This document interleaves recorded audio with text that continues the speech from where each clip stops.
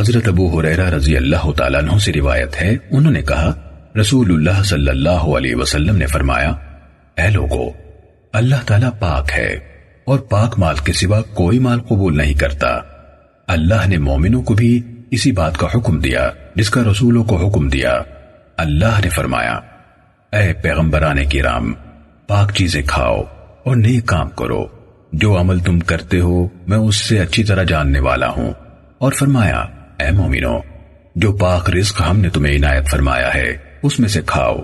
پھر آپ نے ایک آدمی کا ذکر کیا جو طویل سفر کرتا ہے، بال پراگندہ اور جسم غبار آلود ہے، دعا کے لیے آسمان کی طرف اپنے دونوں ہاتھ پھیلاتا ہے، اے میرے رب، اے میرے رب، جبکہ اس کا کھانا حرام ہے، اس کا پینا حرام ہے، اس کا لباس حرام ہے اور اس کو غذا حرام کی ملی ہے، تو اس کی دعا کہاں سے قبول ہوگی؟ صحیح مسلم حدیث نمبر 2346۔